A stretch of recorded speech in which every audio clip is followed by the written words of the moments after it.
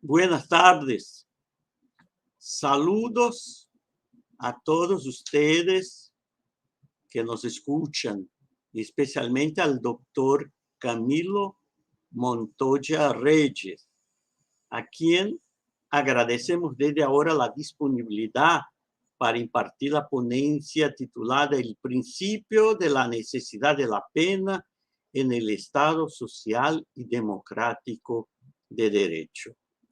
Nuestros saludos también a Maristela Lugón, Paulo Lugón, André Leite y Walter Moura do Carmo, quienes nos brindan el apoyo técnico y académico que asegura la realización de este foro virtual de derechos humanos, profesor Dr. Antônio Augusto Cansado Trindade. Ellos, quienes componen un cuarteto de oro, así los llamo, hacen con su talento, su competencia, toda la diferencia. Traigo incluso una vez más el abrazo y el agradecimiento del profesor Antônio Augusto Cansado Trindade, que es el presidente de honor del instituto, juez de la Corte Internacional de Justicia en La Haya, que nos agradece por este precioso homenaje que estamos a rendirle permanentemente. Mis saludos a Lara Lorenzoni, investigadora, dedicada ahora a la conclusión de su tesis en Derechos y Garantías Fundamentales. Lara será la moderadora de esta tarde.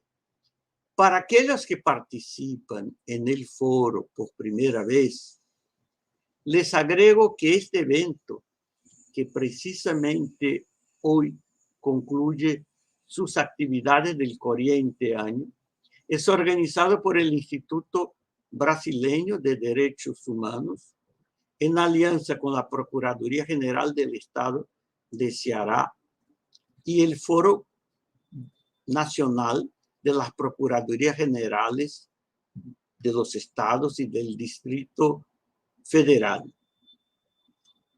Y se realiza, esto es muy importante decirlo, todos los meses sin interrupciones desde el principio de la pandemia. En este espacio virtual hemos tenido el privilegio de escuchar a un gran número de especialistas, maestros y doctores que nos hablaron sobre temas distintos en sede de derechos humanos. Fueron muchísimas las conferencias y sus exposiciones de estos autores están grabadas y disponibles en las redes sociales. Hoy, como hemos dicho, tendremos el placer de escuchar al doctor Camilo Montoya Reyes. El tema propuesto fue el título de su tesis doctoral, presentada en la Universidad Libre de Colombia este año de 2021.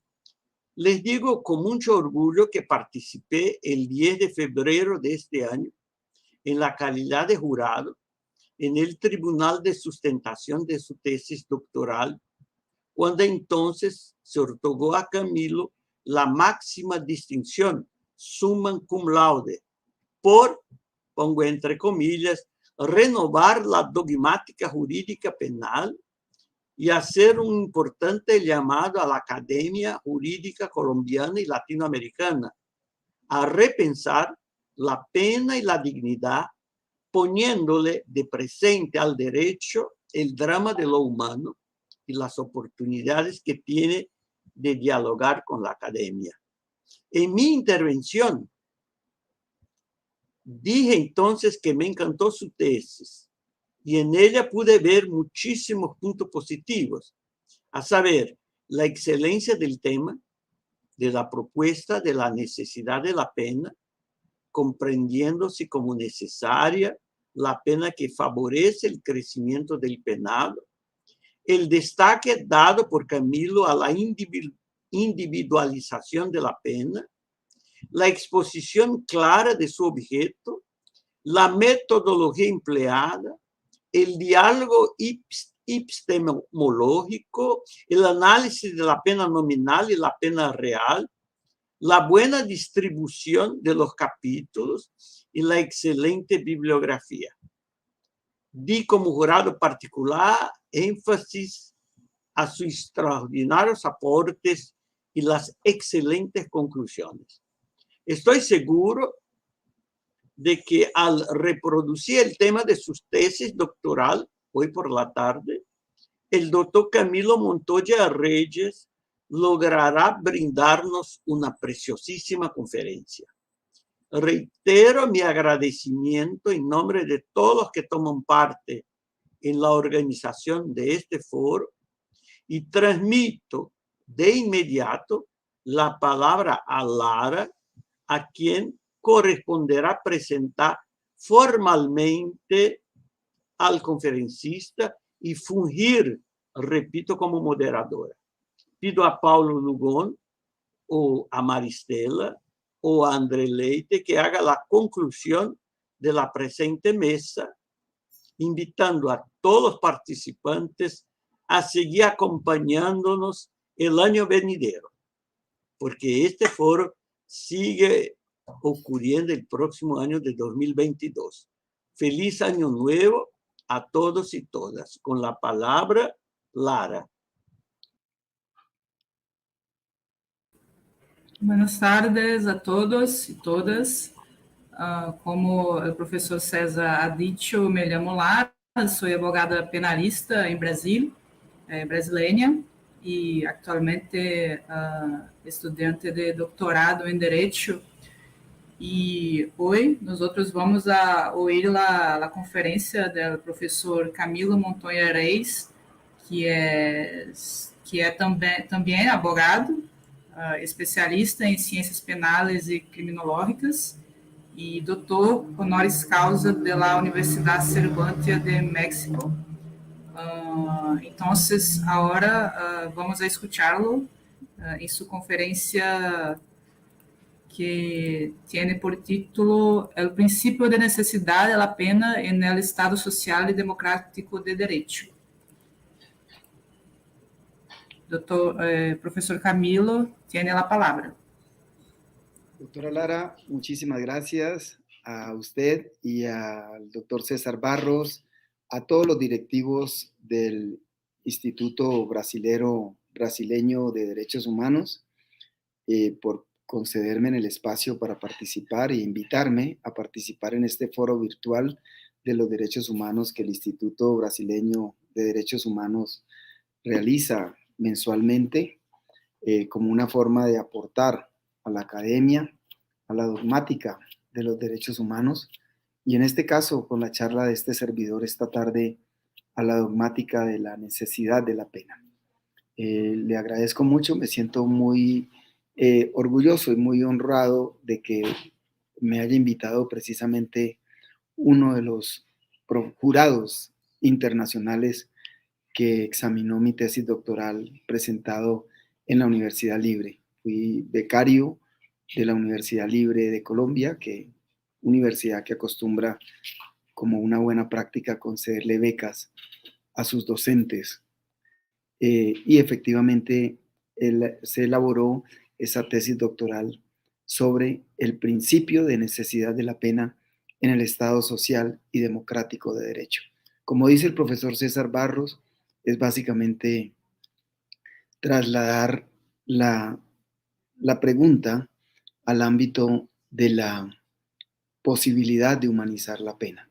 Creo que debemos comenzar con esa pregunta, si es posible en América Latina y en el caso nuestro, en el contexto colombiano, lograr la humanización de la pena. ¿Qué respuesta podrá dársele a esa pregunta? Y la siguiente pregunta que trataremos de responder es ¿en qué consiste el principio de necesidad de la pena? Ustedes notarán mucho, doctora Lara y demás asistentes, que casi siempre se habla con mayor extensión acerca de la dogmática del delito en cuanto a los ingredientes morfoestructurales de los elementos de la categoría dogmática de la conducta punible, tipicidad, conducta, antijuridicidad, culpabilidad, pero se deja de lado o se soslaya en cierta manera el tema de la pena. Y aún al interior de la pena, ustedes notarán que se habla con mayor rigor de la proporcionalidad de la pena y con mayor rigor también de la razonabilidad de la pena. Sin embargo, muy poco fue lo que concluí en el estudio que se realizó para la elaboración de mi tesis doctoral. Muy poco se ha avanzado en el tema de la necesidad de la pena. Necesidad de la pena que en el caso colombiano, doctores, y por regla general, debe introyectársele como un principio. La necesidad de la pena es un principio y como principio implica que es un ayo, un modulador de los criterios hermenéuticos del juez al individualizar la pena, pero más allá también un criterio modulador y orientador de los fines del legislador al individualizar la pena, para sentar otra premisa, y es que la pena la individualiza en abstracto, in generi, la individualiza el legislador, el órgano legiferante. Pero en concreto, esa es lo que se conoce como la individualización de la pena en sentido lato, la que hace el legislador para la conducta punible. El legislador nunca individualiza la pena para la persona de carne y hueso. El legislador individualiza la pena para prototipos de conductas, para modelos de conductas en abstracto. Esto es fundamental porque la única manera de responder a ese diálogo sobre la humanización de la pena es teniendo claro que el legislador no individualiza la pena en concreto. El legislador señala parámetros comportamentales, señala parámetros de individualización generales, y quien realmente individualiza la pena es el órgano jurisdicente, el juez fallador, en su momento al sentenciar, y el juez, en el caso colombiano, de ejecución de penas y medidas de seguridad, posteriormente cuando la va a ejecutar, la ejecución de la pena. En ese sentido, creo yo que es importante tener en cuenta esas premisas fundamentales. La individualización de la pena en sentido abstracto, en sentido lato, por parte del legislador, y la individualización propiamente dicha de la pena en sentido concreto o en sentido estricto por parte del órgano jurisdicente, del juez de la causa o el juez de ejecución de pena, que es el que vigila la ejecución de la pena en sentido concreto. Vamos a utilizar la pantalla para que la podamos compartir. Entonces, el título de la conferencia es El principio de necesidad de la pena en el Estado social y democrático de derecho. Es el título, como anunciaba el profesor César Barros, es el título de la tesis doctoral presentada en la Universidad Libre de Colombia.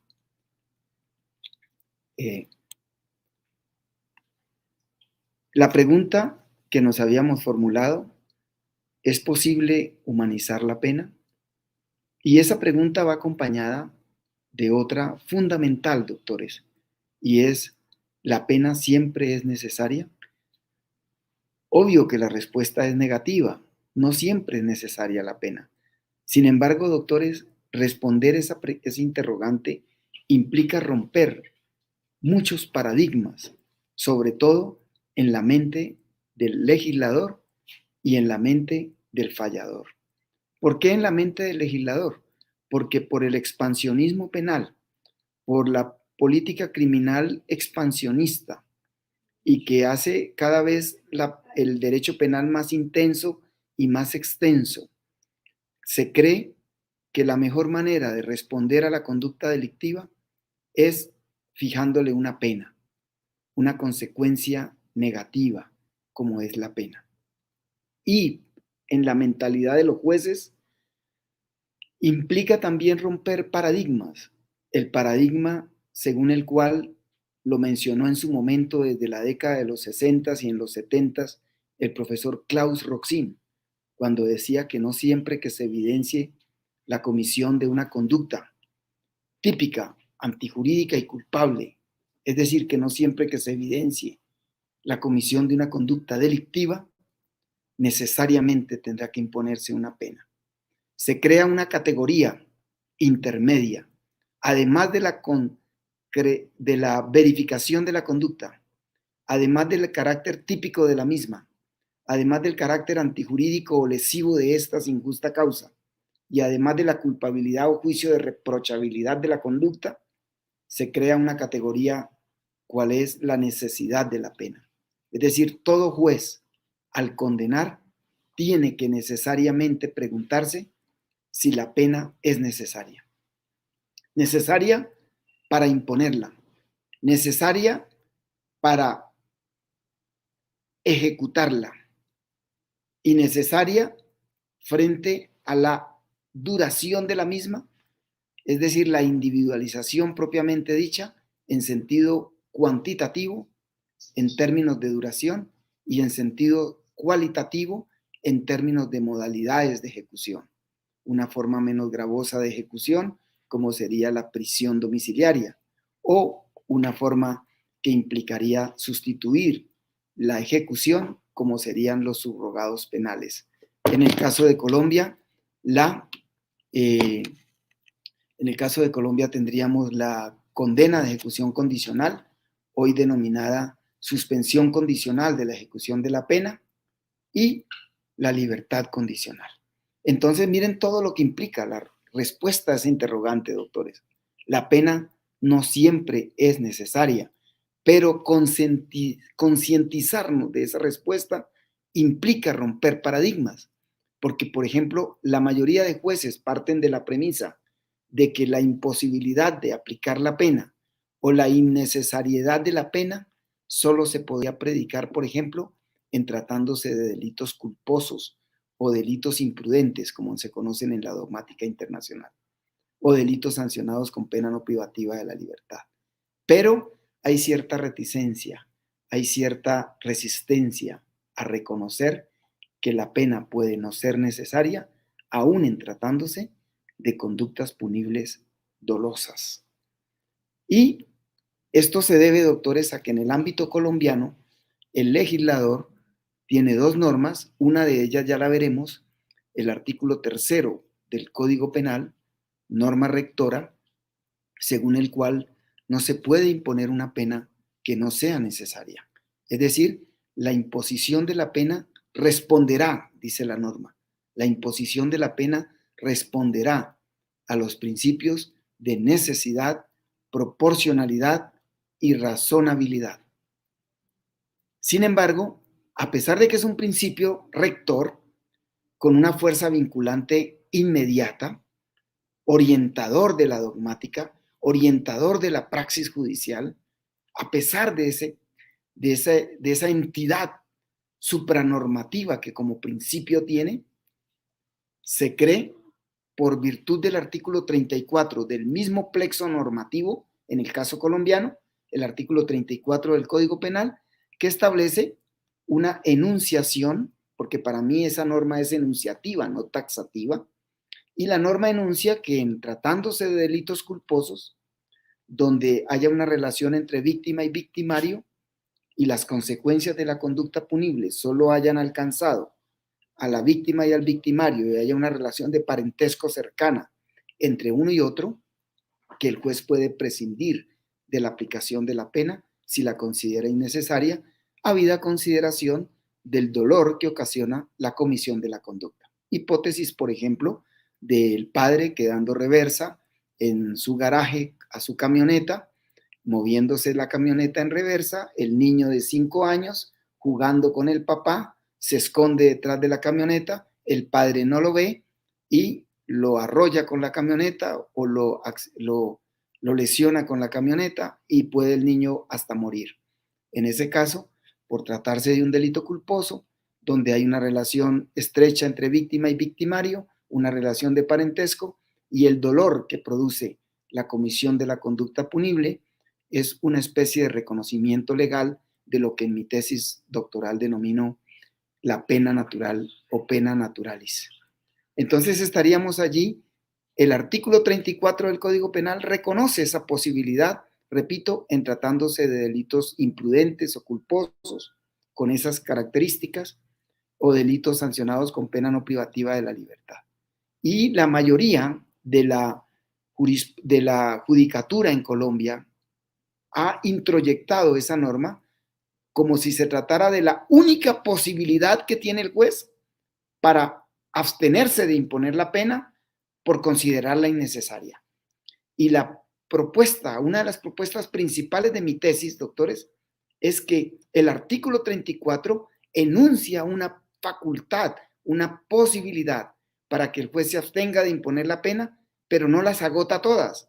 No es taxativo. ¿Por qué? Porque por encima del artículo 34 tenemos el artículo 3 del Código Penal, según el cual una pena no se puede imponer si no la considera el juez necesaria, lo cual implica que todo juez, al condenar, tiene que dedicar una cápite de la sentencia a evaluar y a diagnosticar y hacer una especie de prognosis sobre la necesidad de la pena, de cara a los fines que la misma cumplirá en el caso concreto frente al penado, frente al establecimiento carcelario en el cual cumplirá la pena, ponderando, como dice el doctor César Barros, superpoblación carcelaria, ponderando también hacinamiento carcelario, ponderando condiciones de higiene, ponderando condiciones de seguridad, ponderando condiciones de salubridad pública, es decir, ponderando todos los factores ambientales que van a incidir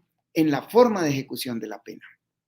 Lo que implica también otra premisa que lanzo desde ahora, que siempre que se individualice la pena, el juez tiene que considerar necesariamente las modalidades de ejecución de la misma. Yo no puedo evaluar la pena, individualizar la pena en abstracto como si se tratara del legislador. El juez está obligado al individualizar la pena a considerar las circunstancias presentes y futuras en que la pena se ejecutará. Yo no puedo escindir modalidades de ejecución de la pena con la individualización de la pena, ni con el diagnóstico que debo hacer como juez sobre la necesidad de la misma. Y esto implica, doctores, que a mayor gravedad, a mayor crueldad, porque hay que decirlo así, a mayor indignidad en la ejecución de la pena, menor debe ser la posibilidad del diagnóstico de su necesidad. Están en relación inversamente proporcionales. Si las condiciones de ejecución de la pena son inhumanas, son indignas por el hacinamiento, por la superpoblación, por la insalubridad, por, en este caso, las condiciones del COVID-19 y la violencia que ha generado en los centros carcelarios. Si estas condiciones adversas se incrementan, se disminuye relativamente, inversamente proporcional, se disminuyen las posibilidades de diagnosticar la necesidad de la pena. Y además se disminuyen las posibilidades de considerar su extensión en el tiempo. Es decir, se limita en el tiempo la necesidad de la pena en unas condiciones adversas como las que ha reconocido la Corte Interamericana de Derechos Humanos y en el caso colombiano, nuestra Corte Constitucional en no una, sino en 3 sentencias donde la Corte Constitucional ha declarado el estado de cosas inconstitucional frente a las condiciones de superpoblación, pero también, sobre todo, de hacinamiento carcelario. Bien.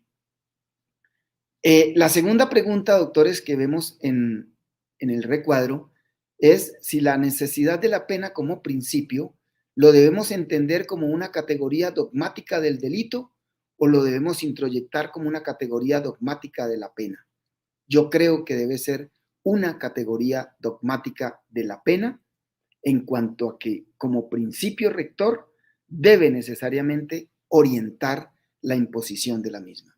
No se puede imponer una pena innecesaria y toda pena ejecutada en condiciones indignas es innecesaria ipso iuri. Es decir, yo pregono una innecesariedad de pleno derecho de toda pena ejecutada en condiciones indignas.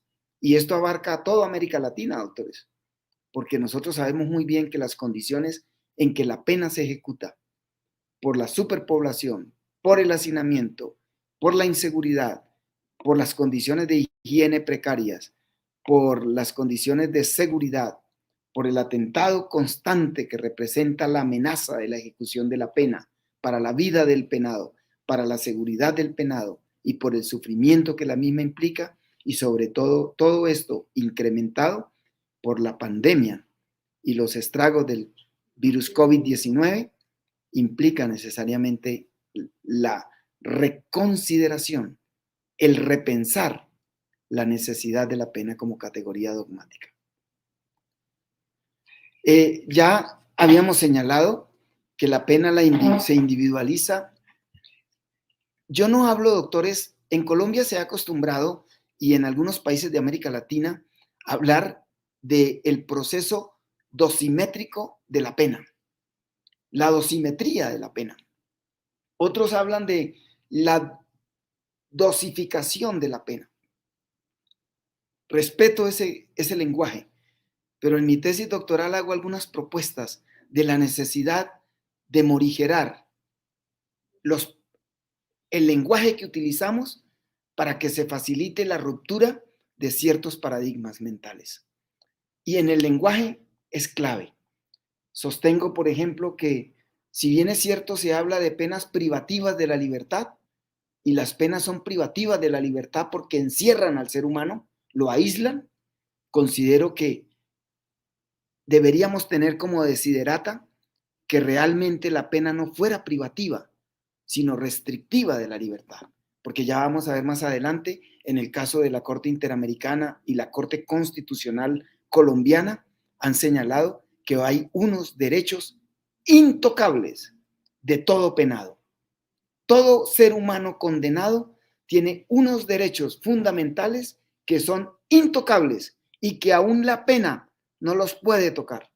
Entonces, por eso hablo de una pena restrictiva más que privativa, porque no es justo ni es dogmáticamente válido decir que al ser humano se le priva de un derecho fundamental.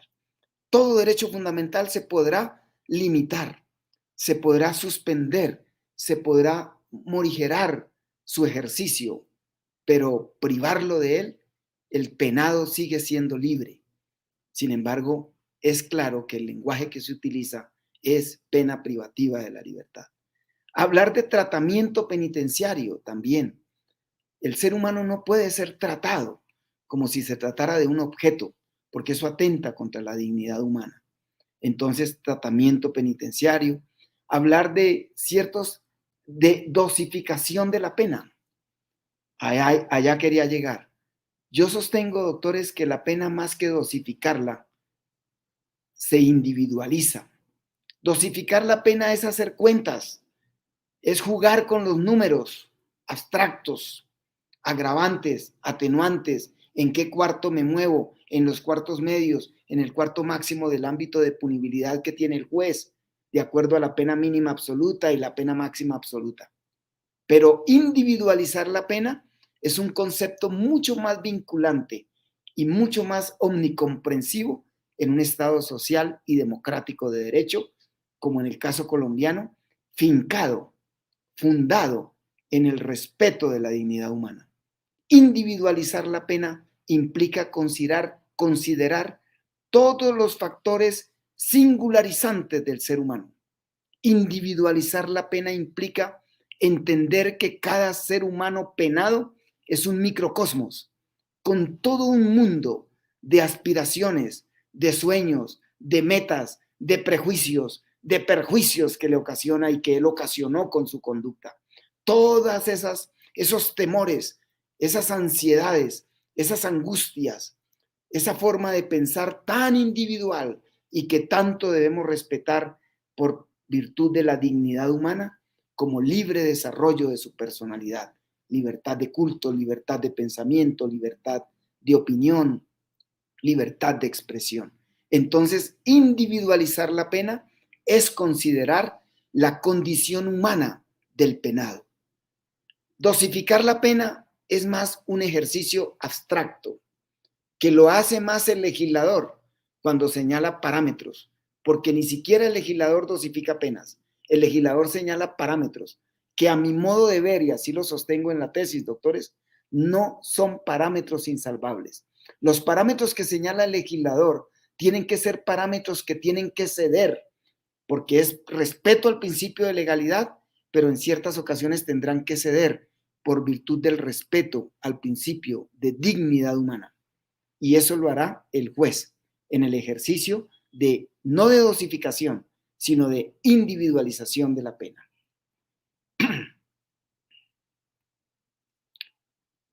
La necesidad de la pena social y democrático de derecho fincado en el respeto de la dignidad del ser humano, antes que vindicar la conducta delictiva, antes que retribuir a la conducta delictiva, la necesidad de la pena se tiene que mover en tres aristas, doctores. Tres aristas que están en continua interacción. Una de ellas, la prevención del delito. Es la finalidad de la pena. Prevenir el delito, tanto en términos generales, frente a la colectividad para que no delinca, prevención general positiva y negativa, la pena como amenaza, prevención general positiva, la pena como seducción de la colectividad, y una prevención especial positiva en la medida en que crezca el ser humano como penado, y una prevención especial negativa, quiérase o no, la pena inocuiza, la pena neutraliza al delincuente en la medida en que lo encierro y lo imposibilito para delinquir, aunque lo imposibilito entre comillas, porque se ha comprobado que también se cometen delitos al interior de los establecimientos carcelarios. Entonces, una arista es la prevención del delito, otra arista lo es el crecimiento del penado como ser humano, y otra, la reparación del daño, porque tiene que necesariamente, en el ámbito de la justicia restaurativa, considerarse la posibilidad de reparar el daño como una forma de hacer operante el principio universal de restablecimiento del derecho. Entonces, doctores, se enlazan estos tres conceptos. ¿Debe primar la prevención del delito o debe primar el crecimiento del ser humano como penado, o debe primar la reparación del daño? Yo creo que la finalidad debe ser el crecimiento del ser humano, del condenado como ser humano, porque en la medida en que yo haga que el ser humano tratado intramuralmente crezca como ser humano, voy a prevenir el delito. Pero si pongo como eje principal la prevención del delito, soslayo el crecimiento del ser humano, del penado como ser humano, y a la vez la misma reparación del daño, porque la justicia restaurativa se va a mutar en una justicia meramente retributiva. Regularmente se dice, doctores, que se debe imponer la pena porque es un tema de interés general, que pues por interés particular implica considerar el crecimiento del penado como ser humano. Pero ¿dónde dejamos el interés general? Algunos arguyen de esa manera. Hay que recordar, doctores, que en gran escala, cuando nosotros protegemos al individuo, cuando nosotros respetamos la dignidad humana como fundamento de los derechos humanos, estamos posibilitando el interés general. Es decir, el límite del interés general es la garantía de la dignidad humana. Importantísimo que tengamos eso en cuenta. El respeto de la dignidad humana enerva todo fin pedagógico y todo fin moralizante de la pena. La pena en un Estado social y democrático de derecho no puede tener fines moralizantes ni fines pedagógicos.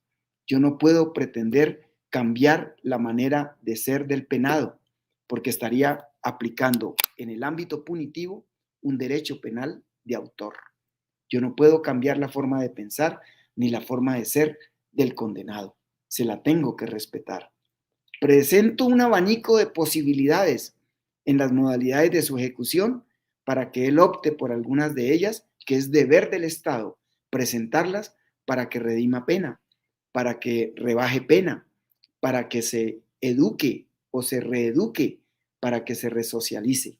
Pero en sí, cambiarlo al penado, no debo pensar en ese fin moralizante de la pena y menos ese fin pedagógico de la pena.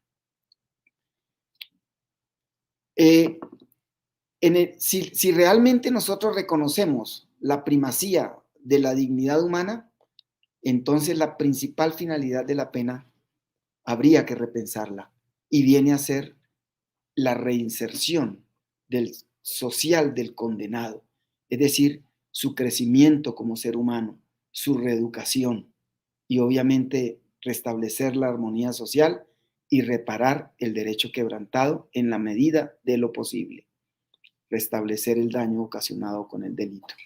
Eso nos implica muchas posibilidades de penas alternativas, muchas posibilidades de esquemas de cárcel abierta, cárcel de puertas abiertas, en la medida en que nosotros incrementemos en la discusión y vinculemos en la discusión la reparación del daño, la asistencia de una justicia restaurativa.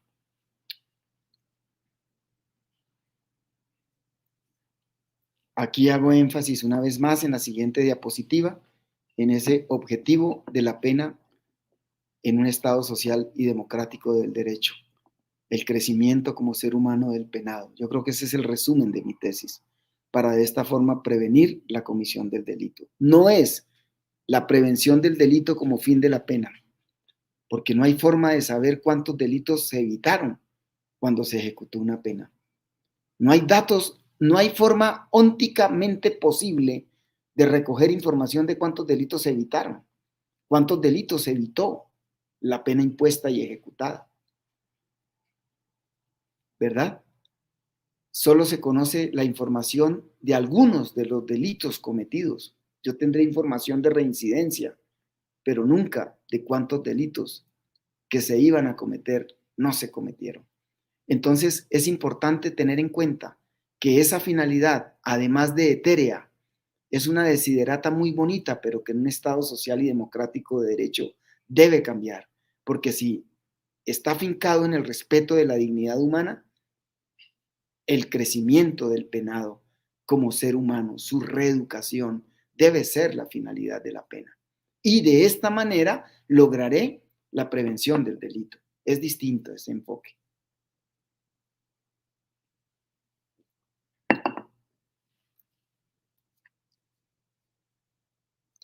Hablo también aquí de lo que la mayoría de autores, tanto a nivel de Europa y de América Latina, muchos reconocen que por ejemplo, en Europa tenemos en España a Iñaki Rivera, el profesor Iñaki Rivera Vieiras, quien afirma que en última lo que estamos logrando con el encierro del penado es su inocuización, la neutralización del delincuente, que es la mera prevención general, especial, negativa. En últimas es lo que estamos logrando, si es lograr algo eso. Inocuizar al delincuente en la medida a través del encierro, a través de su exclusión, a través de su marginación. Pero ya veremos las consecuencias que esto implica y cómo esto repercute negativamente en la concepción de un Estado como social y democrático de derecho. Si la pena debe depender del respeto a la dignidad humana, la ejecución de la misma no puede desconocer la dignidad humana. Recordemos algunas propuestas que en su momento hizo, por ejemplo, un autor español como el profesor, un autor chileno, asilado en España, hoy fallecido, en paz descanse, el profesor Juan Bustos Ramírez, quien casi siempre escribía con Ormazábal Malaré, Hernán Ormazábal Malaré. Ellos afirmaban de que la pena, la dignidad humana básicamente es una concepción como principio bifronte, tiene dos sustentos principales o dos subprincipios. Uno de ellos es el respeto a la autonomía ética del ser humano. El ser humano es intocable desde el punto de vista de su autonomía ética. Él es autónomo en la selección de sus pensamientos, los principios que regirán su vida, sus valores, sus preferencias, sus orientaciones sexuales. En todo eso el ser humano es intocable. Y el otro subprincipio de la dignidad humana es el de la indemnidad personal. Indemne es lo que no sufre daño. Entonces la indemnidad personal implica que la pena no puede dañar al ser humano. Y esto nos traduce un interrogante fundamentalísimo. ¿Cuál es? Que la pena no siempre tiene efecto resocializador, si es que lo tiene. Efecto resocializador entre comillas. Pero lo que sí se reconoce es el efecto desocializador de la pena.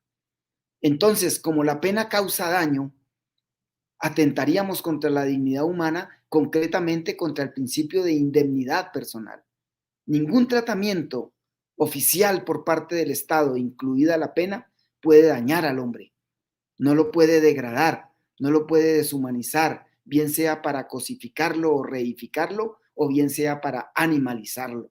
Entonces, esa instrumentalización del ser humano es una forma de trato cruel, inhumano o degradante. Y por eso está proscrito todo trato de esa clase.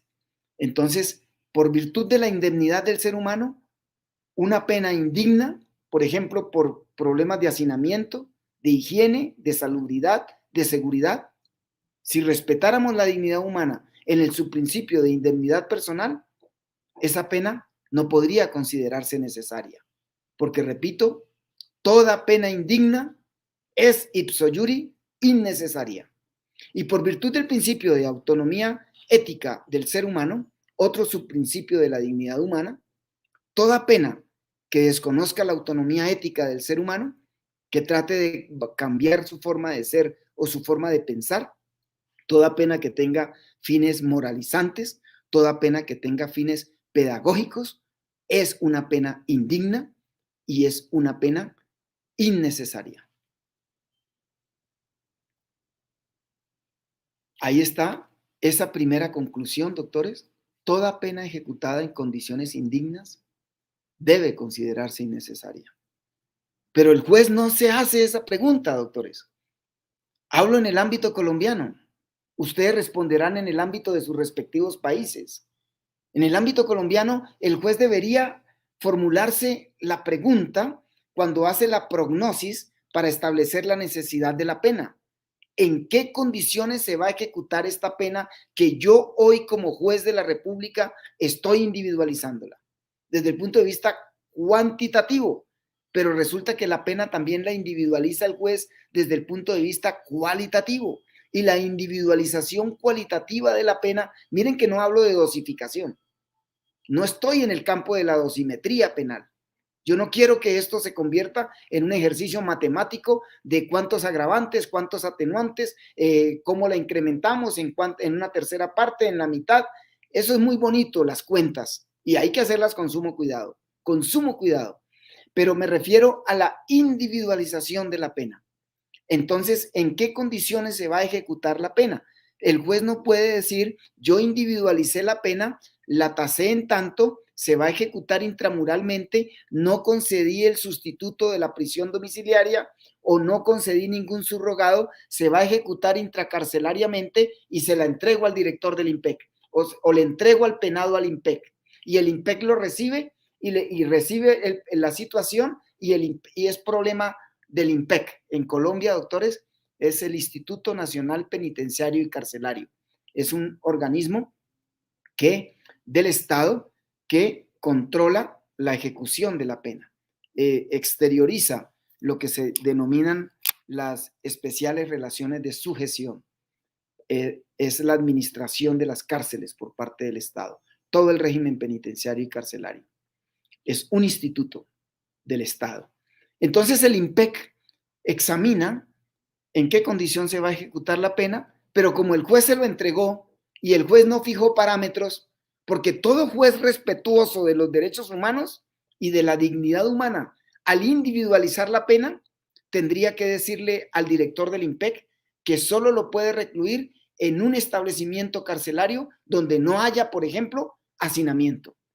Porque ya la Corte Constitucional en 3 sentencias declaró el estado de cosas inconstitucional, la Corte Constitucional colombiana, y refirió expresamente que una de esas razones era el hacinamiento carcelario, la insalubridad, la inseguridad, la higiene, pero que esas circunstancias tornaban indigna la ejecución de la pena y nuestra Corte Constitucional colombiana en su momento, ya veremos las sentencias para que las refieran por favor y las tengan en cuenta, señaló que se trataba de un estado permanente de cosas inconstitucional.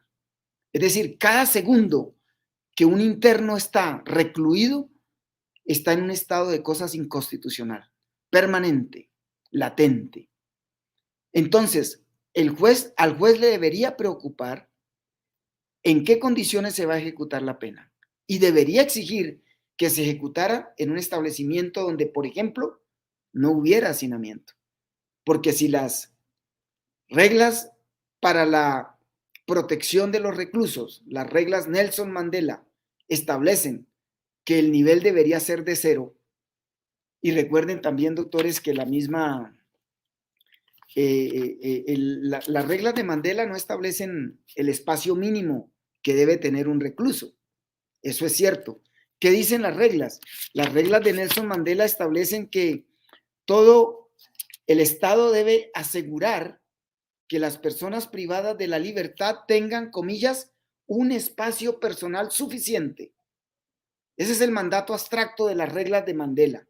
El Estado debe garantizar y asegurar que las personas privadas de la libertad tengan un espacio personal suficiente.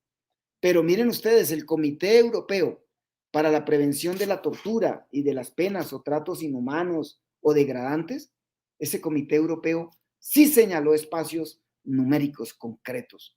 Allí se dice, por ejemplo, que la celda compartida, si las celdas son compartidas, cada interno debería tener mínimo una superficie de 4 metros cuadrados. Es decir, 4 metros cuadrados por recluso es el espacio mínimo a nivel del Comité Europeo para la Prevención de la Tortura y de las Penas o Tratos Inhumanos o Degradantes. Y si la celda es individual, lo mínimo que se espera y que se le debería garantizar a un recluso son 6 metros cuadrados. Yo sé que eso es eso, ¿no? Una desiderata, pero tenemos que trabajar. Pero yo creo que más que trabajar por ampliar el espacio del recluso, más que trabajar por la construcción de nuevas cárceles, más que trabajar para contrarrestar la superpoblación carcelaria o para solucionar los problemas de hacinamiento, tenemos que variar, romper paradigmas en la intelección de lo que se debe entender por necesidad de la pena. Y una de esas es que toda pena que se vaya a ejecutar o se esté ejecutando en condiciones indignas debe considerarse innecesaria. Y al ser innecesaria, adviene ilegítima, inconstitucional. Es decir, cualquier examen sobre su utilidad adviene ipso iuri innecesario. Porque ¿para qué voy a estudiar la utilidad de la pena si la estoy ejecutando en condiciones indignas? Ya está de cara demostrado el efecto desocializador de la misma. La legislación colombiana, doctores, la norma que les citaba, es el artículo 4 del Código Penal del año 2000, en el caso de Colombia, como ilustración para la dogmática internacional.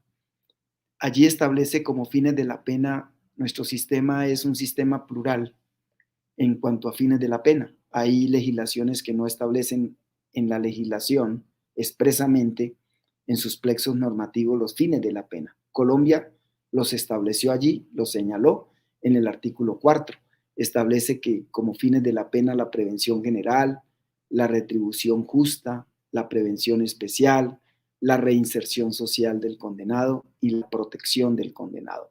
5 fines normativamente establecidos. ¿Cuáles se alcanzan? ¿Conviene que Colombia haya fijado esos fines expresamente en un código? Yo creo que bastaba con el respeto de la dignidad humana y pena ejecutada en condiciones indignas es innecesaria. Aparte de eso, también se dice que la prevención especial y la reinserción social operan en el momento en que se esté ejecutando la pena. Es decir, doctores, que la prevención especial es del resorte del juez fallador y del juez de ejecución de penas, no del legislador.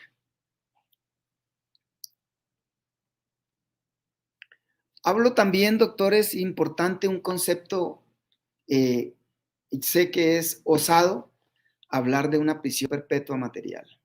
América Latina tiene prisión perpetua. ¿Por qué? Tenemos prisión perpetua porque la prevención especial negativa apunta a neutralizar al condenado aislándolo de la sociedad en forma indefinida y hasta permanentemente. ¿Por qué permanentemente? Cualquiera me puede decir, doctor Montoya, en Colombia la prisión perpetua fue declarada inconstitucional. Es cierto, la prisión perpetua es revisable y celebro eso, pero la prisión perpetua de hecho o prisión perpetua material no ha desaparecido. ¿Por qué? Porque cuando yo le coloco a una persona, a un ser humano, una pena que supere el periodo de vida, la expectativa de vida del condenado, se convierte en prisión perpetua. Si a una persona de 60 años yo la condeno a 50, a sabiendas de que no va a vivir 110 años porque la expectativa probable de vida no es 110 años del ser humano, en el caso colombiano no está en ese nivel tan alto, pues entonces si la expectativa de vida se supera con la pena que el juez le está imponiendo al condenado, le está condenando a prisión perpetua. Sobre todo que tenemos delitos para los cuales no proceden ciertos descuentos, no proceden ciertos subrogados, no proceden rebajas punitivas, no proceden esquemas de justicia premial. Entonces, a eso me refiero, doctores, cuando hablo de la prisión perpetua material. Opera cuando al condenado se le impone una pena que supera su expectativa de vida, atendida la edad al momento de la condena y el promedio de vida del ser humano.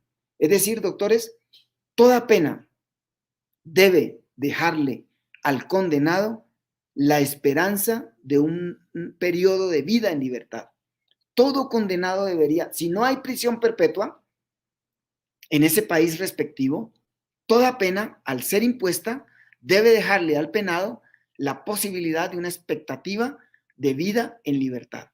Podría ser, el juez la fijaría, o ojalá lo hiciera la legislación, pero si no, lo debe hacer el juez. 1 año, 6 meses, que él tenga la esperanza de que 3, 4, 5 o 6 meses va a purgar con su familia, con su núcleo familiar, con sus seres queridos. De lo contrario, será prisión perpetua material. Es una de las conclusiones que lanzo en mi tesis.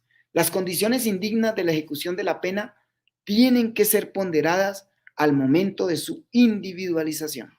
Es decir, al momento del juez individualizar la pena, tiene que existir una relación inversa de proporcionalidad entre las condiciones negativas. Ya lo señalaba, doctores. Todas las condiciones adversas, inhumanas, en que la pena se ejecuta, tienen que ser ponderadas inversamente. Es decir, a mayor adversidad, perdónenme la expresión, a mayor crueldad en la ejecución de la pena, menor la posibilidad de diagnosticar su necesidad. Es decir, si la pena se va a ejecutar en condiciones indignas, crueles, inhumanas y degradantes por diferentes factores ambientales, sociales, económicos, políticos, los que sean, esa adversidad y crueldad en la ejecución de la pena juega inversamente proporcional en el establecimiento de la necesidad de la misma, bien sea para su imposición o bien sea para su duración. ¿Por qué, doctores? Porque no es lo mismo la mentalidad del legislador cuando en su escritorio fijó una pena en abstracto para una conducta delictiva. El legislador fija la pena en sentido lato, en abstracto, in genere, para conductas, para prototipos de conductas, no para seres humanos de carne y hueso.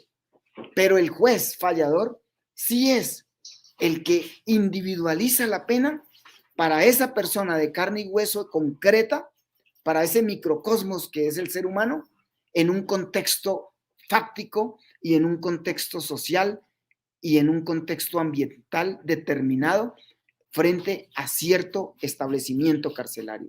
El único que individualiza el establecimiento carcelario, que debería ser así, el juez no debería entregarle al IMPEC a la persona para ver el IMPEC dónde lo coloca. Y si lo hace así, el IMPEC no podría recluirlo en un sitio donde exista hacinamiento o condiciones de ejecución indigna de la pena. Yo sé que esto es muy optimista, mi propuesta, pero tenemos que apuntarle a la luna para hacer blanco en el águila, porque si le apunto al águila, de pronto haré blanco en una roca. Y aquí tenemos que ser optimistas, doctores. Y esto es lo que hace precisamente lo que se quiere con estos foros virtuales, lo que quiere el Instituto Brasilero de Derechos Humanos.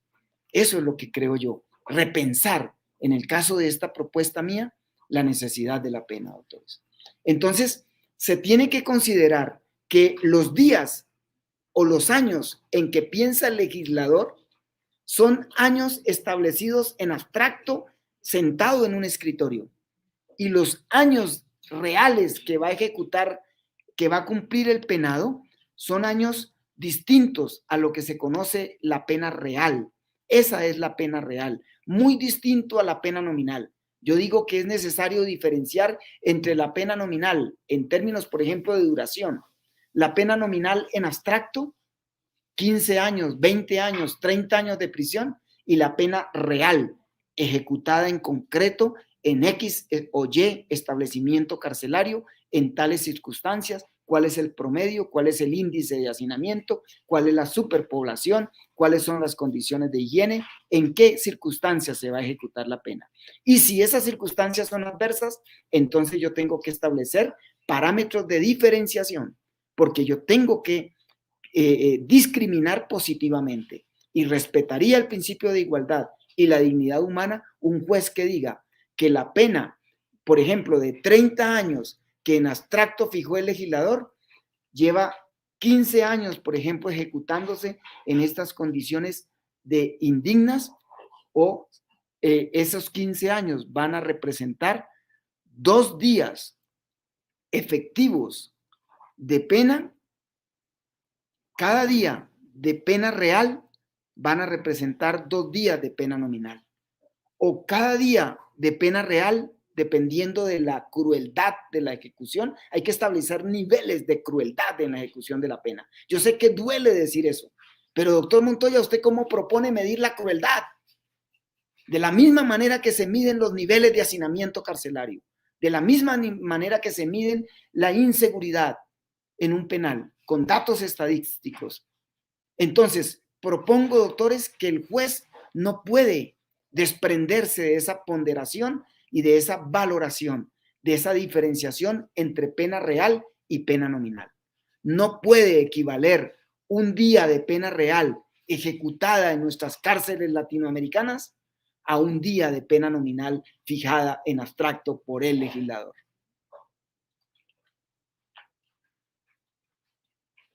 Según la Convención Americana de Derechos Humanos, la finalidad de la intervención penitenciaria es la readaptación social de los penados.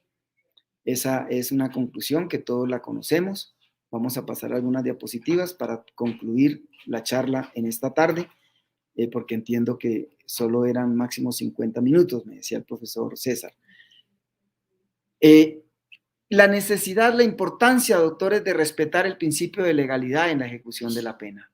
Hay muchas penas accesorias que son ilícitas, impuestas en la sentencia, no se impusieron en la sentencia, pero el IMPEC en su modalidad de ejecución las materializa y hay que tenerlas en cuenta.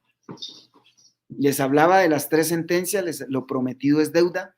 Las 3 sentencias de la Corte Constitucional en la cual nuestra Corte describe el estado de cosas inconstitucional en los centros carcelarios colombianos es la T-153 del 98, la T-388 del 2013 y la T-762 del 2015.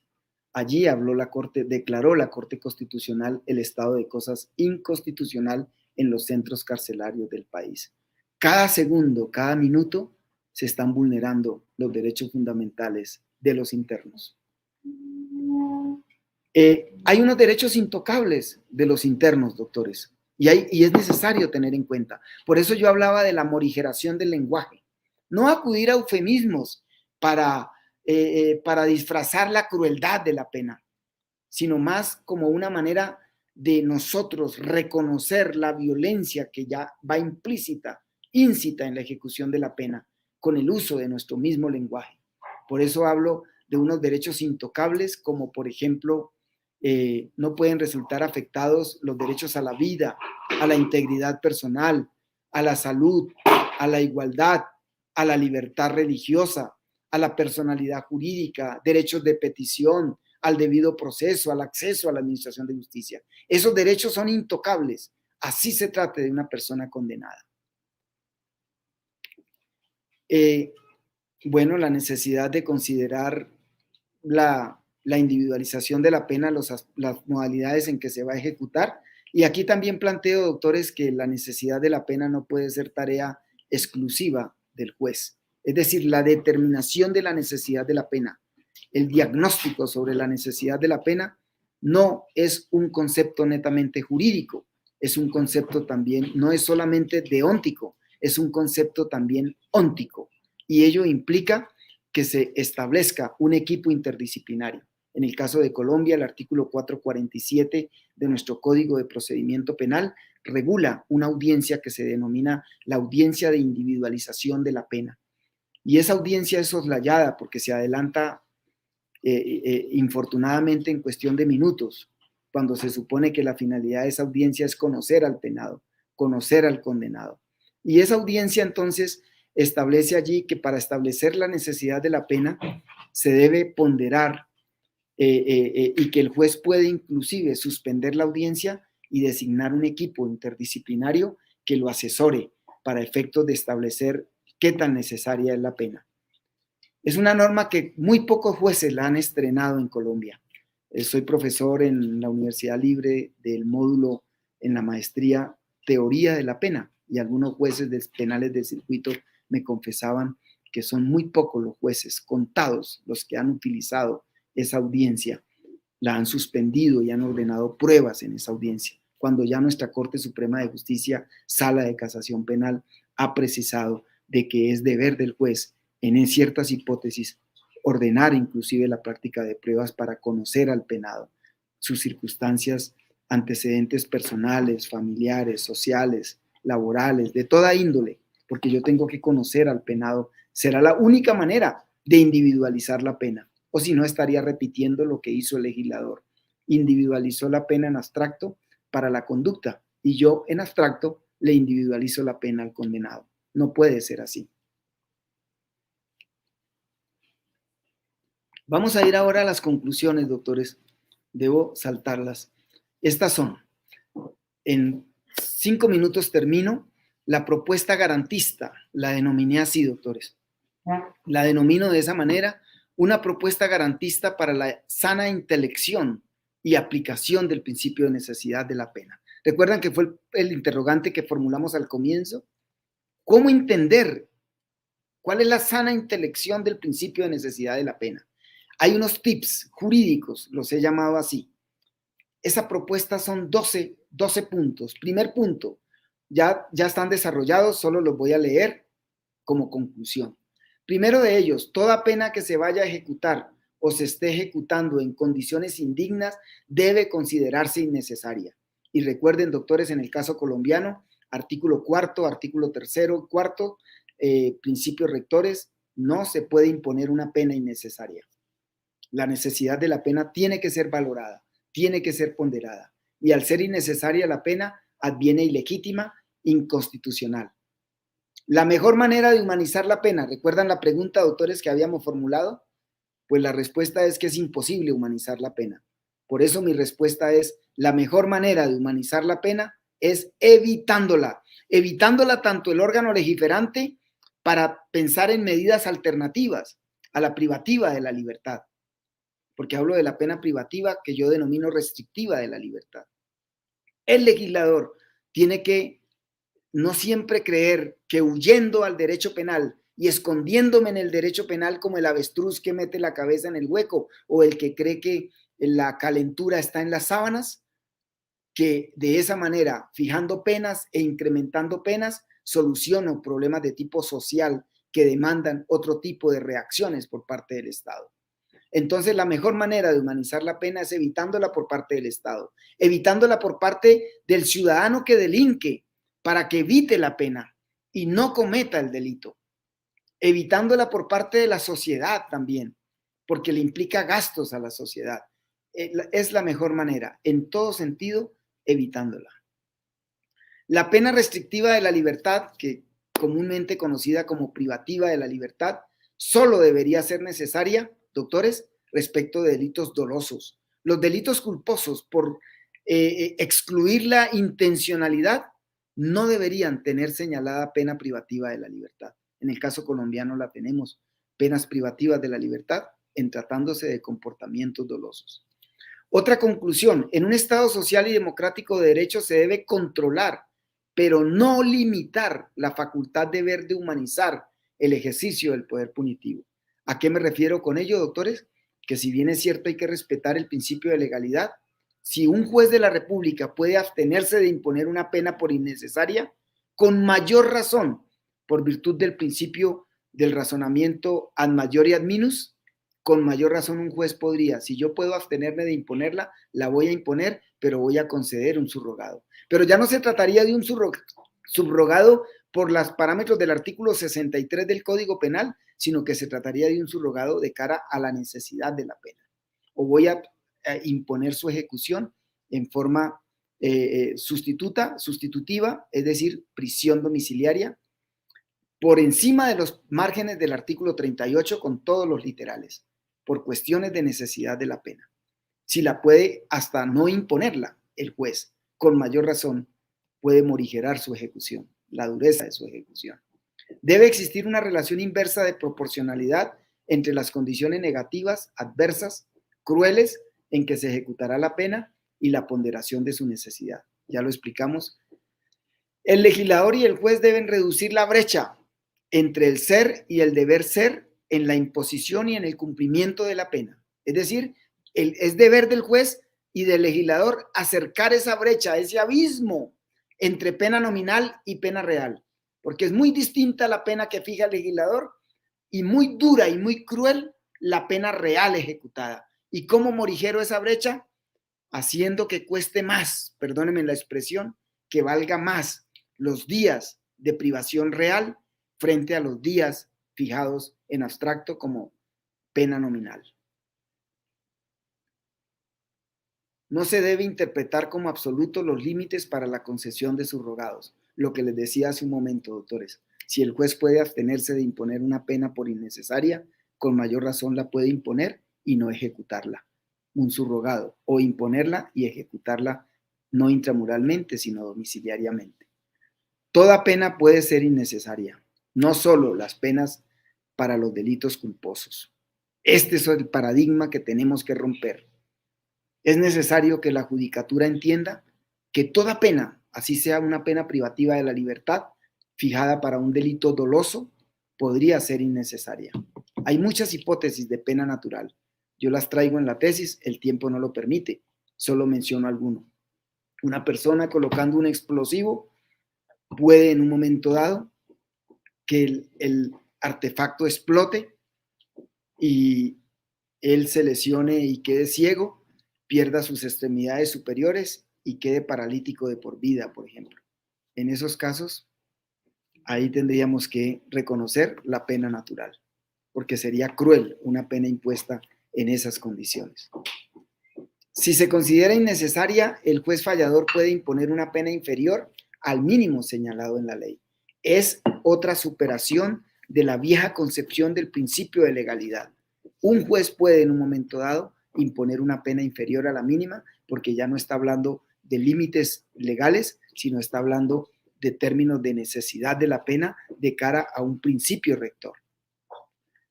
La imposición de una pena puede ser necesaria, pero no necesariamente es indispensable su ejecución. Toda pena de prisión debe ser periódicamente revisable, doctores. En el caso colombiano no lo tenemos así. Hay países que se contempla, pero en el caso de Colombia yo abogo porque la pena de prisión debe ser periódicamente revisable porque las circunstancias y las condiciones van cambiando, van variando y por ende se tiene que estar actualizando el diagnóstico sobre la necesidad de la pena. Toda pena de prisión, incluida la prisión perpetua, cuando se pregonaba en Colombia, debe ser revisable. Y toda pena debe proveerle al condenado la esperanza de un periodo de vida en libertad. De lo contrario, es prisión perpetua.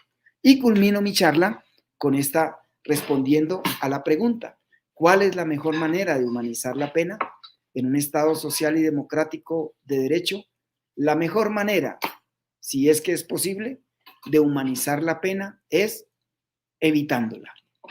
Muchas gracias al Instituto Brasileño de Derechos Humanos por invitarme a participar en esta conferencia. Gracias, doctora Lara.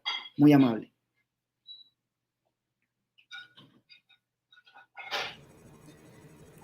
Professor Camilo Montoya Reyes, muitas graças por sua conferência muito ilustrativa. Estou de acordo com a maior parte do que o professor ha falado agora.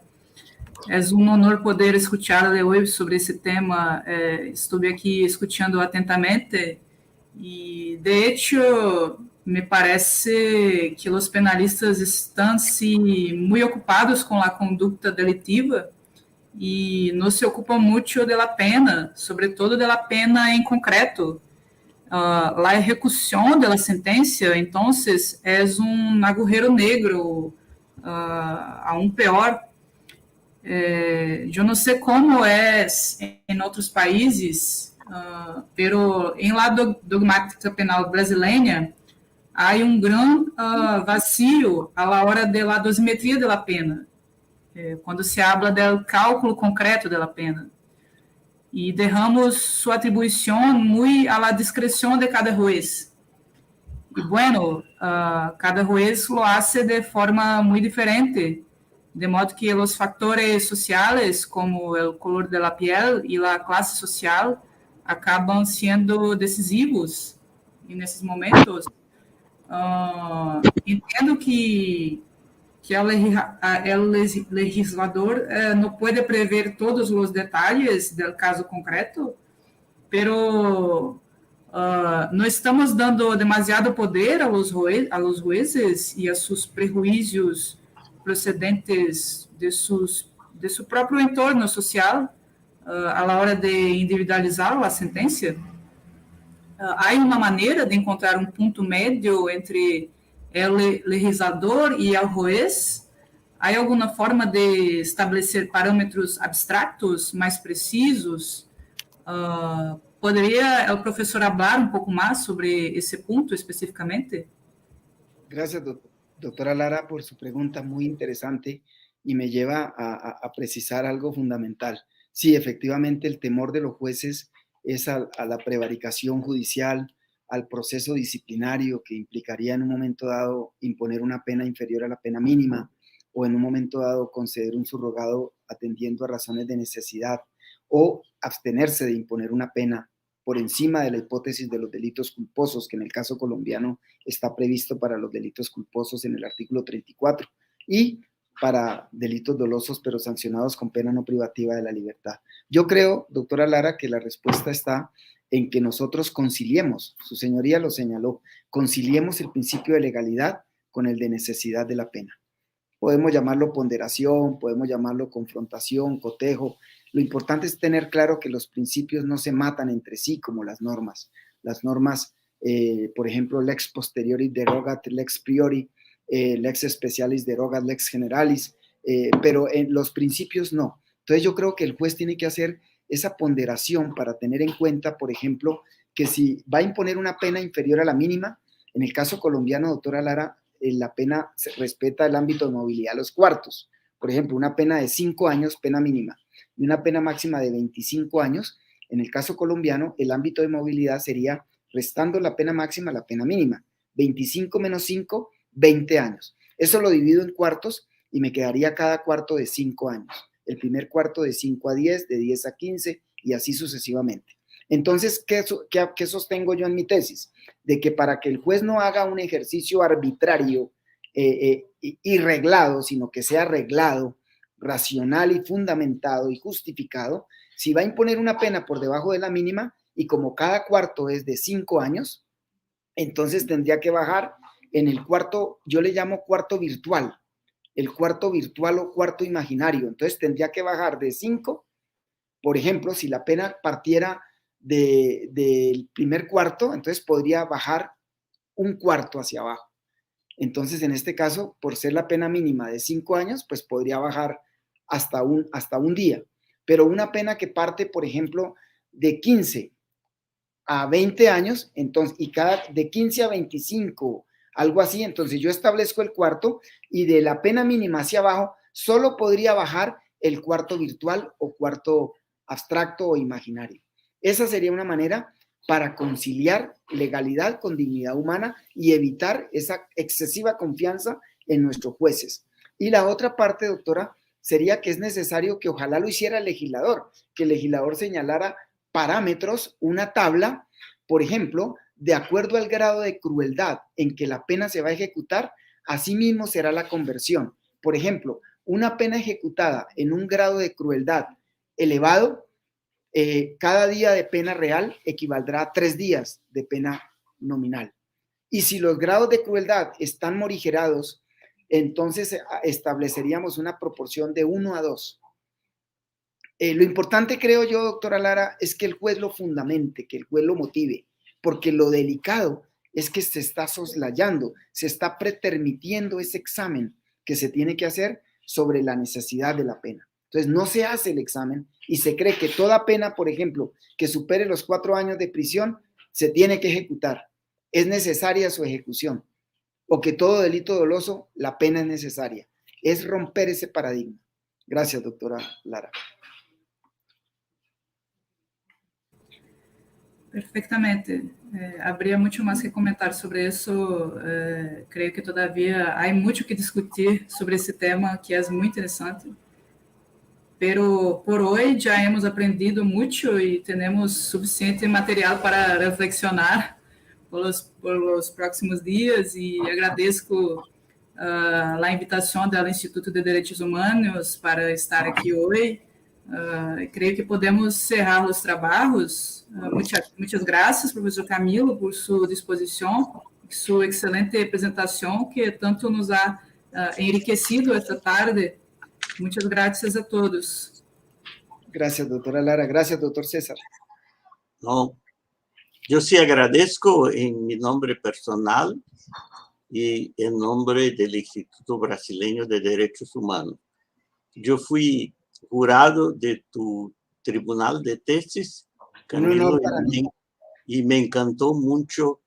Y no por otra razón, yo propuse a los demás jurados que le fuera dado el título máximo de summa cum laude. Gracias, doctor. ¿No? César, gracias, doctor César. Me honra.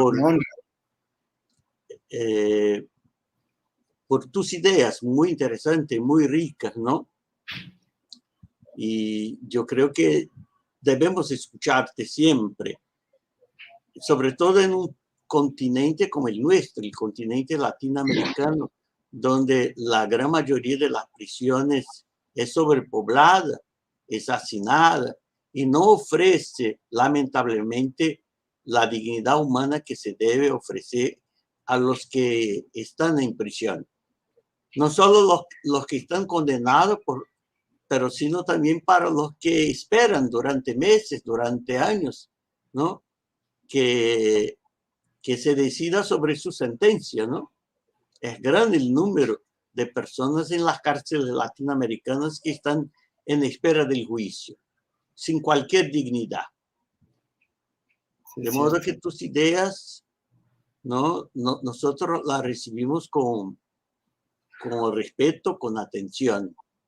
Y te agradecemos mucho, permítame tutear, por por esta brillante conferencia que brindaste a los participantes de este foro virtual de derechos humanos que lleva el nombre del profesor Antonio Augusto Cansado Trindade.